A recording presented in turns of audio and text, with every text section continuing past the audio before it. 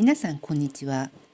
先日イギリス総領事公邸だったイギリス館をご紹介しました。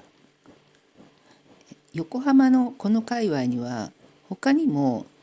国や横浜市が文化財とか歴史的建造物として指定している、明治大正昭和の初期に建てられた素敵な西洋風の邸宅があって、で無料で一般公開されています。でこちらが全体図で、こうした邸宅の入り口にこの案内マップが置いてあって、これ英語版ですけれども、日本語、中国語、韓国語版もあります。で今日は、この JR 京浜東北線石川町駅のすぐ近くにあります、2つの邸宅を、ご案内します。で一つはブラフ18番館で、もう一つはその隣にある外交官の家というものです。でこちらがまずそのブラフ18番館なんですが、もともとオーストラリアの貿易商だった人の家ということです。まずこの緑ですよね。窓越しに見える緑がやっぱりその素敵さの最大ポイント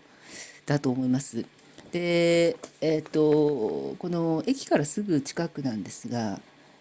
山手イタリア山庭園というエリアの中にあって高台になっています。でその高台にある緑ならではの光景で、これがですね、もし、窓を開けると、雑居ビルの、エアコン室外機がガーッと回ってる状況であるならば、いくら素敵なお金をかけた豪邸であっても、全てが台無しって言ったらなんかあれですけど、そんな感じがします。逆に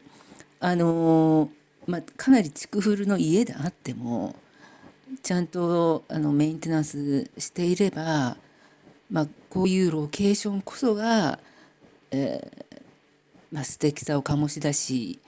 居心地のいい空間となる条件だと改めて思いました。こちらが応接間とその、向こう側にサンルームがあります。サンルームのこの色の微妙な感じすっごく素敵じゃないですか。でこの塔の家具とすごくマッチしてますよね。でこれがその全体図で、日本家屋でいう縁側みたいな感じですかね。でドアノブにこの花のね装飾が飾ってあると。でこういう装飾を施すには部屋がもうミニマリストに近いような感じですっきり片付いていて、でも埃が一つなく掃除されているっていうのが条件って言ったらあれですけど、そんなようなものかななんていう感じがいたします。で階段ですよね。階段、この濃い茶色がまた高級感を醸し出すわけなんですよ。でホテルのね上層階、プレミアルームだとか、あと高層マンションの上層階、やっぱプレミアルームとかエグゼクティブフロアだとかいうところに使われているその調度品とか木の種類って大抵こういうさ濃い茶色じゃないですか。ただメンテナンスの観点から言いますと、ちょっとでもね隅にほこりがあるとかなり目立ちますよね。そういう手間も含めてできる人が住んでる家なんでしょうね。でこれ2階にも、応接間じゃない、すいません、食堂みたいのがあって、これカメラの関係でちょっとね人工的な緑になっちゃってますけど、実際には1階と同様本当に自然な緑が見えます。隣に外交官の家があります。でこのねその外観がちょっとイギリスっぽい感じですかね。でまあプールとか池っていうか、大体その外交官の校庭ってこういう水のとこがありますよね。でここのね庭もイギリスっぽい感じですね。で中に入ると、ここがこう食堂になっていて、でこの濃い茶色の木の枠、あと白い壁、それからこの赤いカーペットっていうのがいかにもこう明治っぽくないですか。でこの家は明治時代の外交官、ニューヨーク総領事ですとかトルコ大使を務めた方なんですけれども、日本での邸宅として、明治時代に建てられました。いかにもねこう明治っていう感じがするわけなんですよね。でこれも先ほどのそのサンルームとちょっと似た感じ、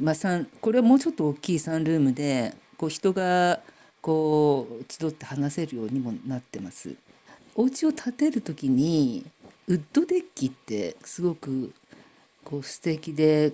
なんていうんですかね、人気があるんだけれども、ウッドデッキって意外と使えないというか使わないというか、というのは、外にむき出しだとどうしても、もちろん雨が降ったり日差しがちょっと強すぎたり、夏はもう暑くていられなかったりとか、冬は冬で寒いっていうことで、意外と外のウッドデッキって使わないんじゃないかと思うんですよ。でその代わりこうやって縁側風に外にせり出したサンルームですと、その外の雰囲気も身近に感じられると同時に、雨風はしのげて、で空調も、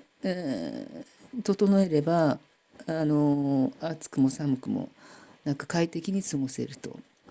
でここはその外交官の家っていうことで、お客さんを招いて話して、で近所にこの話し声が丸聞こえっていうのはねちょっとなんていうんですか、その気になっちゃうじゃないですか。ね、もしウッドデッキだったとするとですね。でちゃんとそのドアを閉め切って窓を閉め切ってれば、そうそう聞こえ丸聞こえってこともないということで、こういった空間があるのもいいのかなと思いますね。でちなみにちょっと話がそれますけれども、皆さんこれから家を買いたいだとか、あと新築したいとか、あるいはちょっとリノベーションしたいっていう時に、まずどういう空間家にしたいのかって考えるじゃないですか。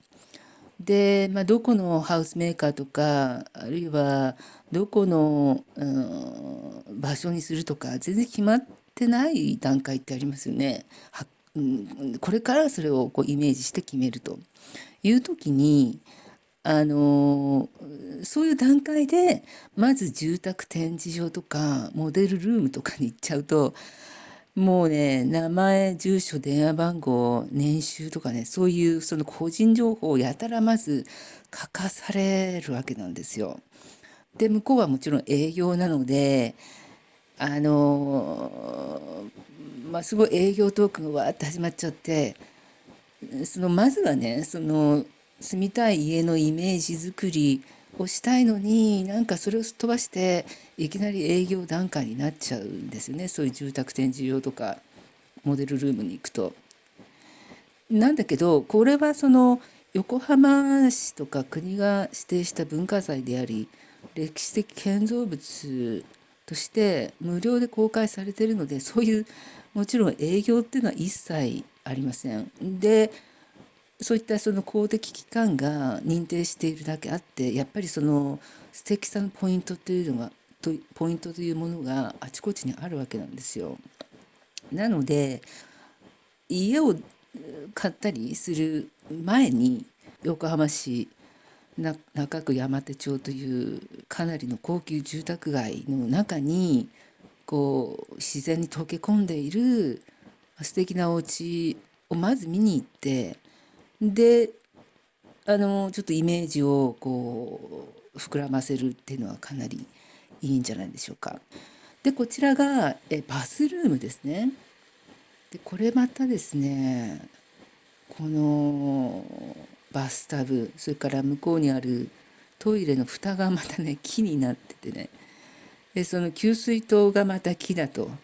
これってイギリスのビクトリア朝時代から続く家みたいな雰囲気、あるいはパリの古いホテルみたいなさ感じがしませんか。で私の個人的なポイントを何度も言うようで申し訳ないですが、奥側の緑、このねバスルームにまで緑が見えるっていうのはまたこれ一戸建てならではですね、ですよね。というのはマンションだと、たとえね角部屋であっても窓を取れるのって2方向に限られるじゃないですか。だけど一戸建てだと、4方向に窓が取れるので、こういったバスルームとかトイレとか、マンションだったら当然窓がない、くなりがちなところでも窓がこんなに大きく取れる、窓を開けてそのカーテン開けてね、お風呂やトイレに入るわけじゃないにしても、こうやって入らない時に外が見えるっていうのもまた贅沢な感じがしますよね。でこれはなんだ子供部屋なんか他の、これもねちょっとすごい素敵な感じですよね。で、ベッドルームですよね。でこれも説明ではベッドルームとなっていました。で椅子がちょっと置いてあるだけですけども、これちょっとわざと狭めの部屋になっているんだと思います。というのはこれ最近の中国の研究なんですけれども、寝室はあまりその広いと、よく眠れないっていう研究結果があります。15平米か18平米だったかなぐらいの以下の部屋の方が眠りやすい。それよりも大きいとちょっと眠りが妨げられるっていう大きな部屋でも、そのお姫様みたいなそのベッドの天蓋ってあるじゃないですか。